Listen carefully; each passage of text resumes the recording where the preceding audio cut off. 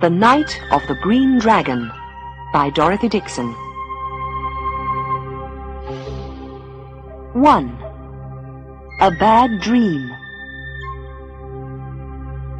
Somewhere, a telephone was ringing. Howard could hear it in his dream, but it didn't wake him up. It was dark in his dream, dark and terrible. He was running, but it was like running through deep water. There were trees all around him, trees which tried to stop him. They reached out with their branches, and it was behind him. It was coming nearer. He wanted to shout for help. He was opening his mouth wide, but there was no sound.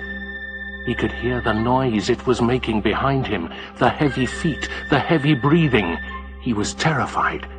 He looked behind. He could see it. He could see the burning eyes, the yellow teeth. Oh no, it was coming nearer. A few more steps and then... The telephone was still ringing. "Don't answer it!" Howard shouted. Suddenly he was awake. His body was hot and wet. The bedclothes were nearly off the bed. He was awake and safe. It was only a dream. He tried to pull the bedclothes back onto the bed, but something was wrong. His arm felt strange. He lifted his head and looked. Beside his bed there was a metal pole. There was a tube coming from it. His arm was tied to it. He let his head fall back on the bed. Then he knew what it was. He was in hospital. But why? He was probably a patient. He was ill or hurt. Maybe he had been in an accident. He tried to think, but he couldn't remember. This happened sometimes after accidents, people said. You forgot what had happened just before, but... Howard felt cold around his heart. He couldn't remember anything. Not the accident, but was it an accident? Not the hospital, not his home, or family? Did he have a family? He couldn't even remember his name. Who was he? He didn't know.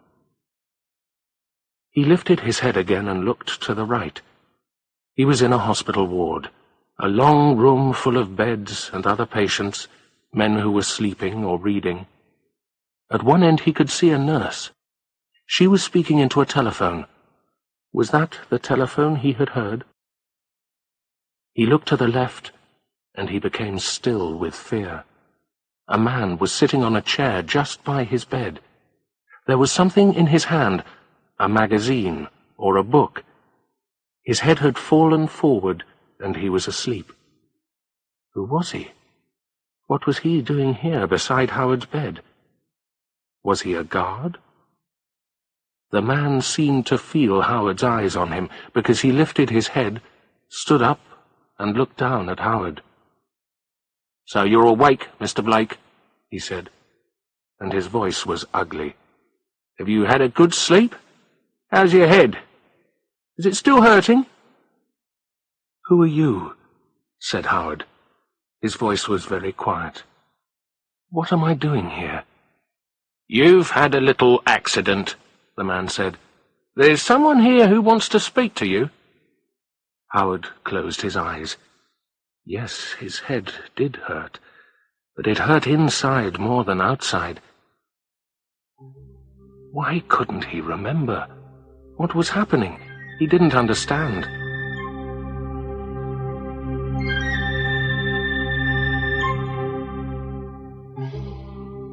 When he opened his eyes, two people were standing by his bed, his guard and another older person. It was a woman with brown hair and cold grey eyes, wearing a dark blue suit. They were both looking serious, almost angry. But why were they angry? Were they angry with him? They closed the curtains around his bed and came inside. "The inspector wants to speak to you, Mr. Blake," said the guard. The inspector? Then these two were police officers. Had he been in a road accident? No, Howard knew this wasn't right. Police inspectors didn't worry about road accidents. They were too important. Then it was a crime. Perhaps he had been attacked by a thief. "Now, Mr. Blake," the inspector began. Her voice was pleasant, but it sounded cold. "Why do you call me Blake?" said Howard. He had suddenly felt this was wrong. "My name isn't Blake. It's... "Come on, Mr. Blake," the inspector said angrily. "We know all about you. Why don't you just answer our questions? You'll have to, in the end." Howard was feeling more and more worried. He wanted to answer their questions, but he could remember nothing. "What do you want to know?" he said weakly. "What time did you arrive at the house in Primrose Avenue?" the inspector said. Her voice was now hard and quick. "How did you climb to the window?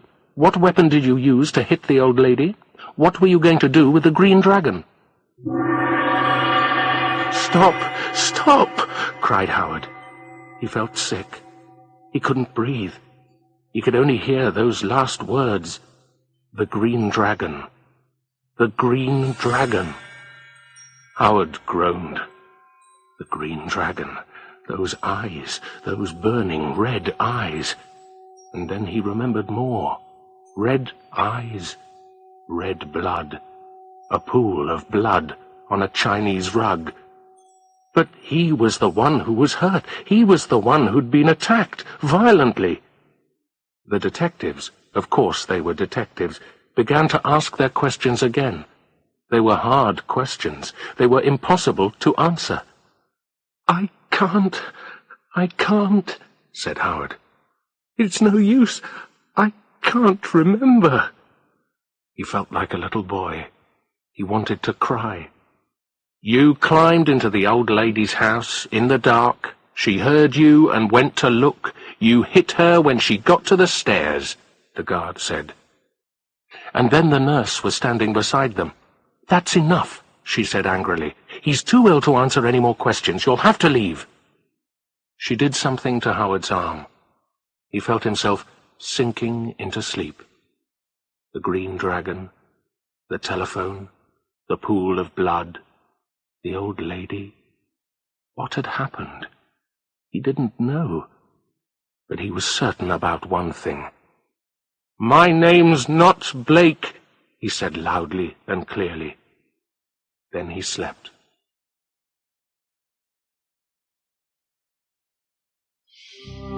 Two. Escape.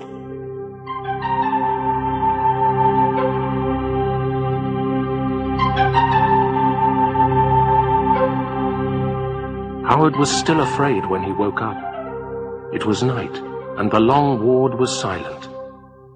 Yes, he was still afraid, but he was stronger, much stronger. Something was going round and round in his head. It was something the detective had said just before the nurse came. He looked around the room. Everyone was sleeping. He could see the moonlight on their beds. Moonlight! That was it. The guard had said, "in the dark." But he was wrong. It wasn't dark, it was moonlight, bright moonlight. Howard sat up in his bed. He suddenly felt excited. Was he remembering at last? But his thoughts were gone before he could catch them. He wanted to shout with anger, but he'd seen something. His arm was free. The pole and tube had gone, and the curtains were open. Then he noticed something else. The guard was not there.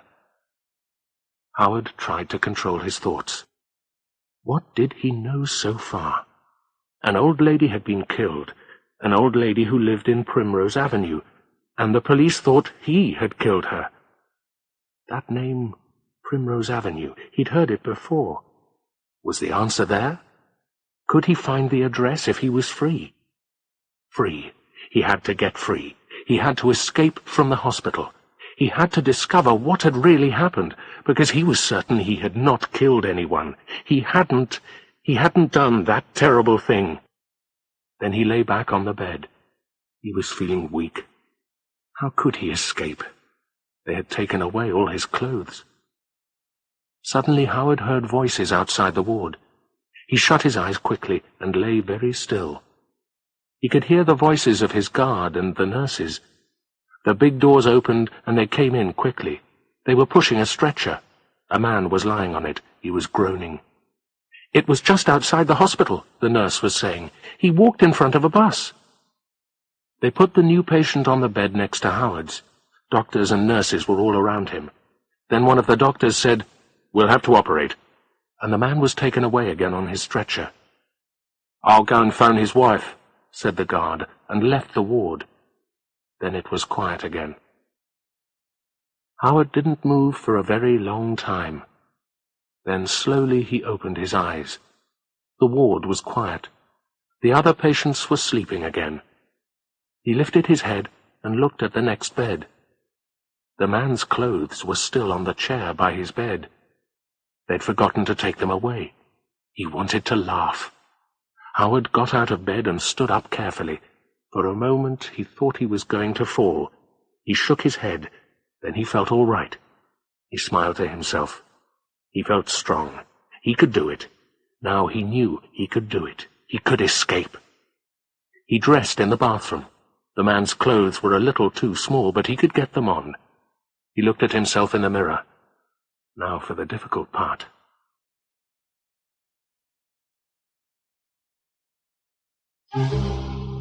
Three. Inside the old house.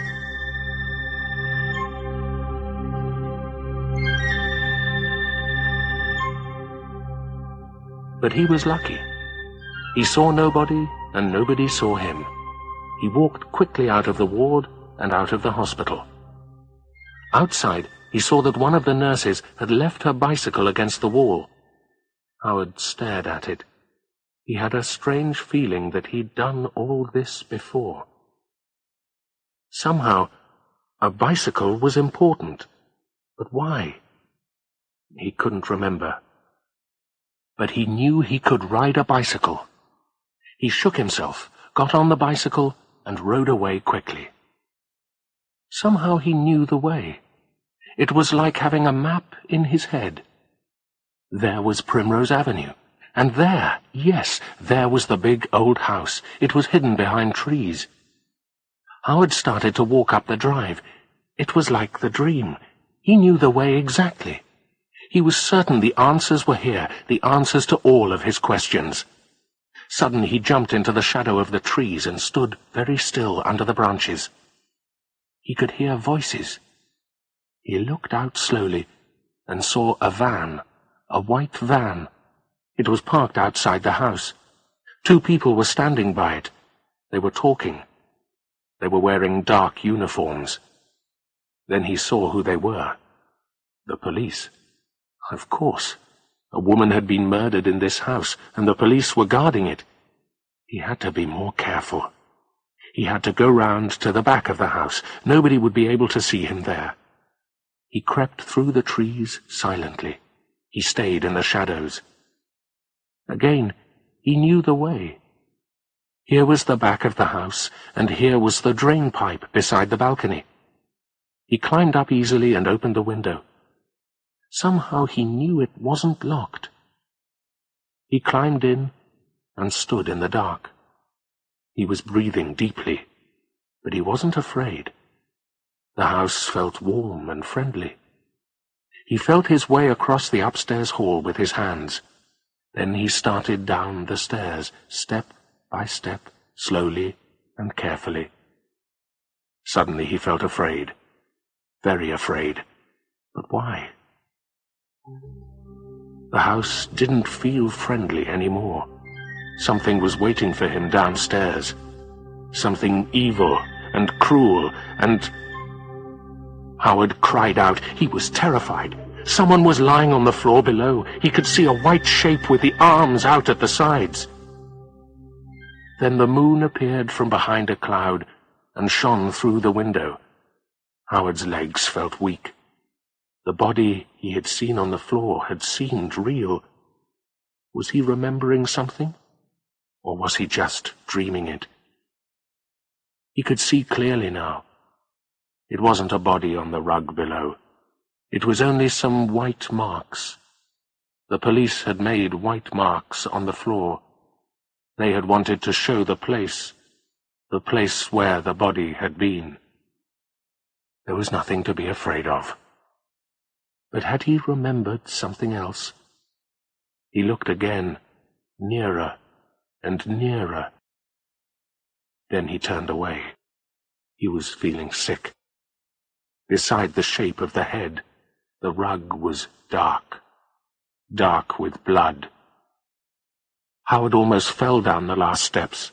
He ran across the hall. He crashed into tables, chairs, and a large, heavy wooden box. The moonlight shone on its top. It was covered with Chinese dragons. He turned away. He couldn't breathe. He had to get outside. He had to get into the cold night air. Suddenly he stopped. Voices. He heard the sound of a key in the lock. He looked around wildly. He had to hide, but where? Where? The Chinese box? No, not there. Not with those dragons. But he had to. There was nowhere else. He climbed in. The voices came nearer and stopped just by the box. It was the 2 police officers Howard had seen outside. In the box, he tried to breathe quietly. The voices were clear. "I want you to have a look around," one was saying. "You haven't been here before, have you?" "What happened exactly?" the other said. "The old lady was murdered and—" Howard thought about the police officer. Was he pointing to the shape at the bottom of the stairs? Pointing to the dry blood? But now he was speaking again. "We've got the man that did it. You know that, don't you? He wanted to steal that dragon. We think the old lady heard something. Maybe she was watching television. She came to the bottom of the stairs. He was coming down silently, and when he saw her, crash! He hit her. We don't know what he hit her with. He just hit wildly in the dark and ran back upstairs and got out through the window. But this time he made a mistake. He slipped and fell." In the box, Howard was listening very carefully to every word. Was he hearing the true story now? He thought carefully. Why couldn't he remember? In the dark, the police officer had said. No, that was wrong. It wasn't dark. But how did he know this? Why was it important? "The cleaner found him the next morning. He was unconscious under the balcony. He was sleeping like a baby, but he'd hurt his head. The dragon was on the ground beside him." Their voices were getting weaker. They were going away. Howard waited. 15 minutes, 20 minutes. Then he opened the top of the box a little. Everything was still outside, still and dark. The moon was hidden again. He climbed out. He tried to be very quiet. The room was very dark, and he couldn't see anything. He held his hands in front of him and moved one foot slowly, then the other. If he could switch on the light just for a minute, he would be able to see the shape of the room and the doors. His hands touched something hard. The wall. Good. If he followed the wall, he would find the door. Yes, here it was. And here was the handle. Howard suddenly felt light and happy. In a second he was going to be in the fresh air, and he was going to be free from the heavy walls of this house. They seemed like a prison to him now. He had to go to the police. He had to tell them they were wrong, terribly wrong about him. He opened the door and stepped quickly through the doorway.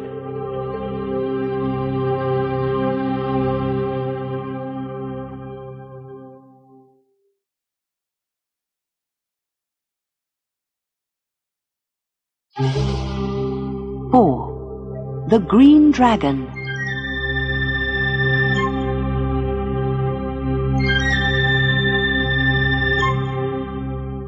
When Howard became conscious again, he was lying on a hard and dirty floor, and every bone in his body ached. He tried to move, but the pain was too much. What had happened? This place was darker than upstairs. Upstairs. Then he remembered. He had opened a door, and suddenly he was falling, crashing from step to step until he reached the bottom and blackness. Just like the last time, Howard thought. Then he sat up. The last time. Yes, now he remembered. He had been to this house before. He had seen the old lady. She was lying on the floor in a pool of blood, but did he kill her?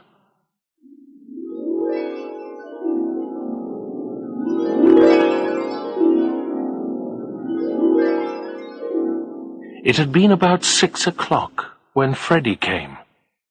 Howard was just finishing his tea. He groaned when he saw Freddie. Freddie was his brother-in-law, and he had been married to Howard's sister Helen for 9 years, but Howard didn't like him. He had never liked him. He'd always been suspicious of Freddie. He thought that Freddie wasn't really honest. He didn't know why he thought that, but he did. It was just something about Freddie. He didn't seem to have a job, but he always had a big car and expensive clothes. Helen and the 2 children seemed to have everything they needed, but... Howard got up when Freddie came into the room. Freddie was white and nervous. He went quickly to the window and looked out. Did he think someone else was coming? "You've got to help me, Howard," he said. "I'm in trouble, bad trouble." Howard put down his teacup. "What can I do?" he said carefully. You had to be careful with Freddie. Freddie's hands were shaking when he lit his cigarette. "I need money. A lot of money."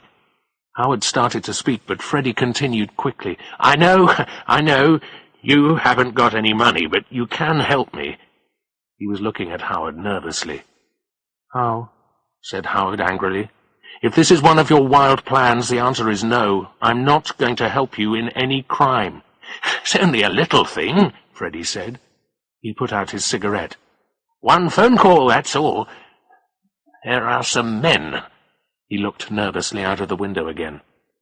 "What men?" said Howard. "Criminals, you mean?" "It's better if you don't know," Freddie said quickly. "They're not gentlemen." The word sounded strange when Freddie said it. "When they're angry, they're dangerous. Very dangerous. They're going to—" Suddenly Freddie covered his face with his hands. Howard saw that he was shaking and jumped to his feet. He put his hand on Freddie's arm.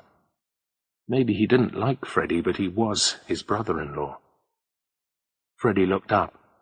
He was terrified. "You've got to save me, Howard," he said. His voice was shaking. "You're the only friend I've got. If they don't get their money soon, they'll kill me." For a few minutes, he could not continue. He was too frightened. "If I'm killed, what will happen to Helen? And the children?" he whispered. He knew just how to hurt Howard. "No husband? No father? Soon there'll be no house, no money, they'll be out on the street." His voice was getting louder and louder. All right, said Howard. He was trying to stay calm. "What do you want me to do?" Freddie's plan was easy, and it didn't seem dangerous for Howard. "There's an old lady," he began. Her name was Miss Blake, and she lived in a big old house on the north side of the town. The house was hidden behind tall trees. She had lived in the Far East for many years, and when she came back she was a rich woman. Her house was full of valuable things. Most of them were too heavy to move, but then there was the green dragon. "Dragon?" Howard said. He laughed. "What dragon?" "It was made of green jade and gold," Freddie had told him, "with red jewel eyes and diamonds on its tail. It stood in a special place in her bedroom, and it was lit by bright lights. He knew all about it because he'd been talking to her cleaner at the pub. "It's worth thousands of pounds," Freddie said. He was excited now. He was enjoying this. "Maybe hundreds of thousands, and it's light enough to carry and small enough to hide." He wanted Howard to do one thing, Just one thing. "You phone the old lady," Freddie explained. "You tell her that a packet has arrived at your address, Primrose Road." "But this isn't Howard began. I know. You just say it's Primrose Road," Freddie said quickly. "Her address is Primrose Avenue. It's nearly the same, isn't it? You say your name is Blake, the same as hers. You say that the stamp on the packet says Singapore, and inside it there's some special tea.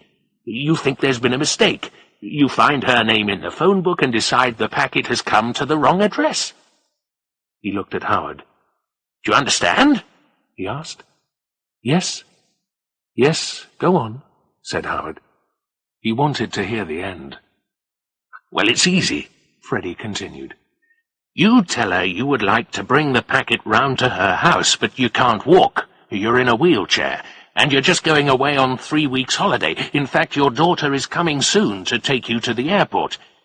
Then you ask Miss Blake, would she like to wait 3 weeks, or would she like to call round at your house immediately and get the packet herself?" "But maybe she'll wait 3 weeks," Howard said. He didn't like the sound of Freddie's plan, but he was interested now.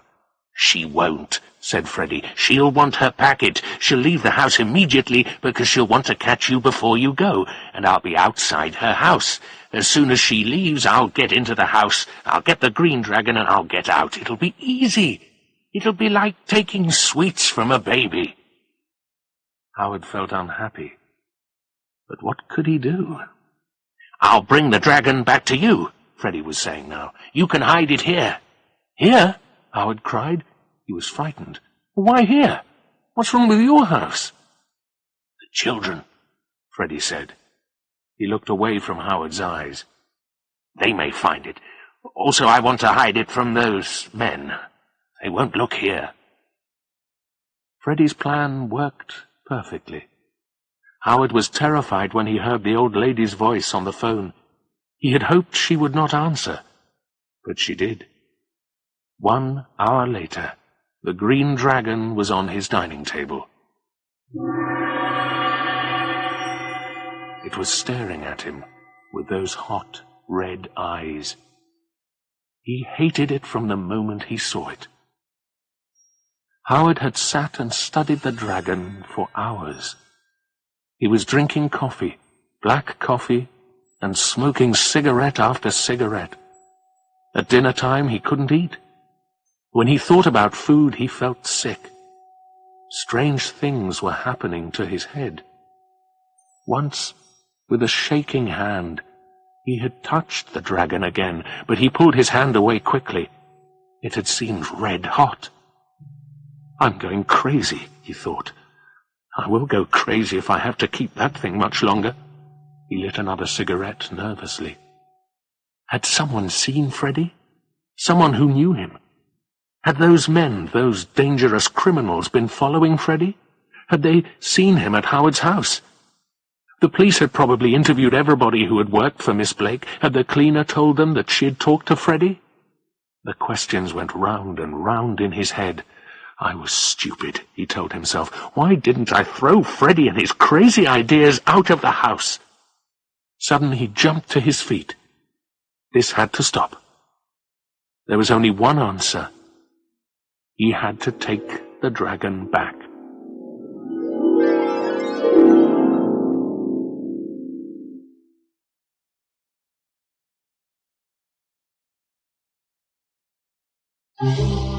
Five. A body in the moonlight.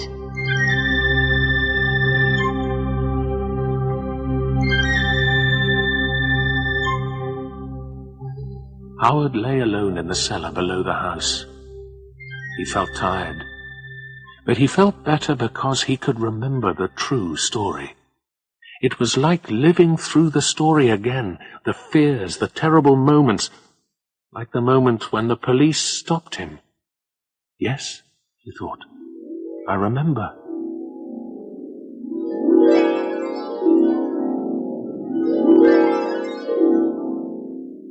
Very late that night, he had taken the dragon back to Miss Blake's house.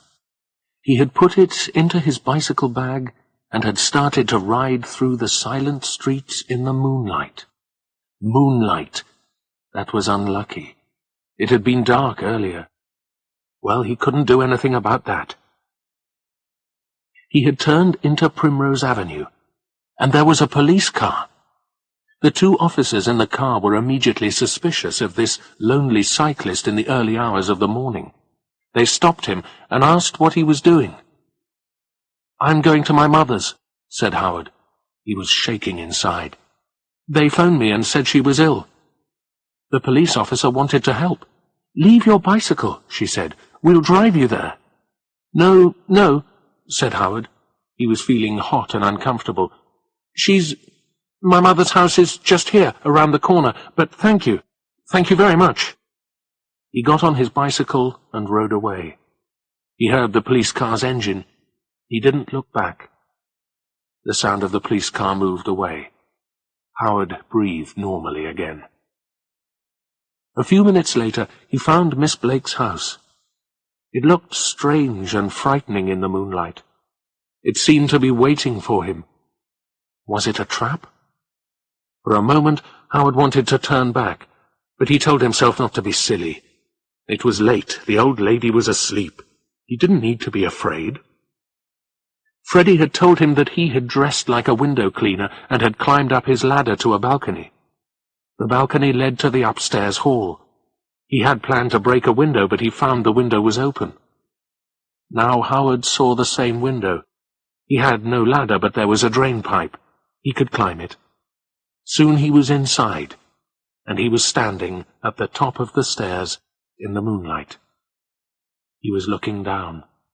He mustn't wake Miss Blake. He must leave the dragon somewhere. Perhaps on the table in the hall. He could see it below him. Then his heart froze in his body. There was someone lying at the bottom of the stairs. A body. A real body. And the moonlight was shining on the pool of blood. And then he had run, back to the open window, to the drainpipe. The dragon was still in his hand. He started to throw it away with a wild cry. He slipped. The air was rushing past. The dragon was falling with him.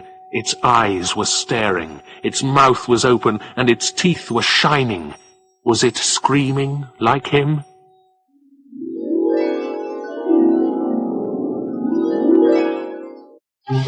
Six. Guilty or not guilty?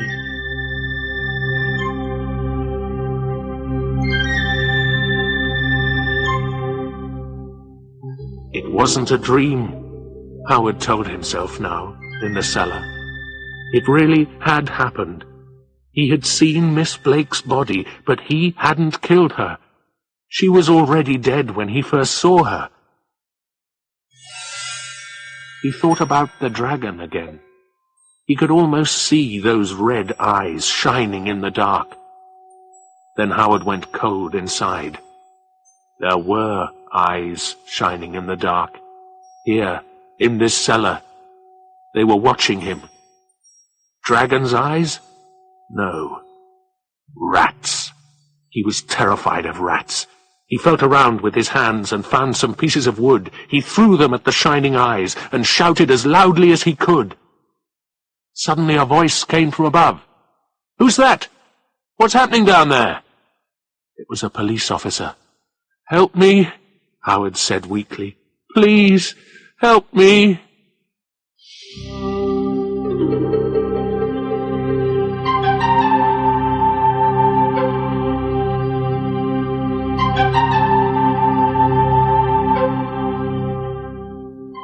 Later, the inspector was sitting beside his bed. She looked serious, but happier. Howard was in hospital again, and he was clean and warm and comfortable. He was glad that it was all finished. They knew who he really was, Howard Thompson. They weren't calling him Blake anymore. Howard told them everything. Well, nearly everything. He couldn't say anything about Freddie. He was thinking of his sister Helen and the children. He didn't want to hurt them. "Yes, I stole the green dragon," Howard told the inspector. "I tricked the old lady with my story about a packet of tea, and she left the house." "Oh, yes?" said the inspector, and stared at him. "We found a note. Miss Blake left it by the telephone. It said, 'Mr. Blake, Primrose Road.' Your story isn't quite true, is it? You tricked the old lady, yes, but she let you into the house that evening. She didn't leave the house, and when she tried to stop you from taking the dragon, you—" "No, no, that's not true. It was afternoon, not evening." Howard had to stay calm. He had to say he was the thief, not Freddie. He spoke slowly, carefully. "She left the house in the middle of the afternoon. I went in and stole the dragon. That's what happened, Inspector. I didn't kill her. I couldn't kill anyone. She was already dead when I saw her for the first time." "Already dead?" the inspector said quickly. "Yes, Howard saw that he'd made a mistake. He had to explain. "I went back that night," he said. "You went back?" The inspector didn't believe him. "Why did you do that?" "I wanted to return the dragon, Inspector." The words sounded weak and stupid. "I was afraid of it. I don't know why, but it terrified me."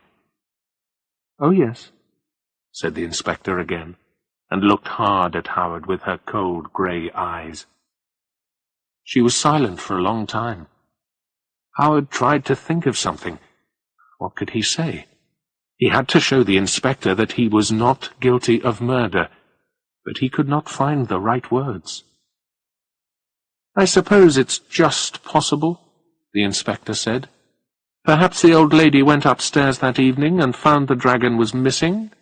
Then perhaps she rushed to the telephone for help and fell down the stairs and hit her head on the hall table at the bottom." Yes, said Howard. "That's it. She was killed by her fall. Don't you see, Inspector, I didn't kill her." The inspector was still looking at him suspiciously. Howard thought hard. Somewhere there was an answer. "But you were there," the inspector was saying. "You say you went back to the house that evening. You were in the right place at the right time, weren't you?" "Time?" Howard sat up and smiled. "What time, Inspector?" he said. He was excited now. "What time did Miss Blake die?" "The doctor says it was about 8 o'clock in the evening," said the inspector. "When it was dark," said Howard. "When it was still dark, before the moon had risen. But I was seen near her house in the moonlight at 2 o'clock in the morning. If I was a murderer, I wouldn't go back there, would I, Inspector?" "Who saw you?" said the inspector, still suspicious. "Friends of yours? I don't think I'm going to believe any friends of—" "You'll believe these people, Inspector," said Howard quickly. 2 police officers in a police car saw me in Primrose Avenue. Right place, right time, Inspector." Howard felt pleased with himself. He lay back on the hospital bed and smiled. But the inspector hadn't finished. "I've got something here. I want you to see it," she said. She opened a box beside her chair and lifted something out. Howard's face went white. The inspector was holding the green dragon in her hands. "It doesn't look very important, does it?" she said. The inspector was right. Howard stared at the dragon. It didn't look important in the daylight. It looked cheap and ugly. "It's not real, you know," the inspector was saying. "What? What do you mean?" said Howard. He felt cold inside. "The old lady sold the real one years ago. She wasn't as rich as people said. She needed the money. But the green dragon had some special magic for her, and she had this copy made." "You mean—" "Yes. It's not jade and jewels. It's just plastic and bits of glass. You'll be able to sell it for £20, £25 if you were lucky." She smiled. It was a very cold smile, Howard thought. "It's not much money. Not for 5 years in prison," the inspector added. 5 years? Howard said. His voice sounded weak and frightened. 5 years in prison. And Freddie was going to be free. "Well, 4 then," said the inspector. She smiled her terrible smile again. "If you're lucky."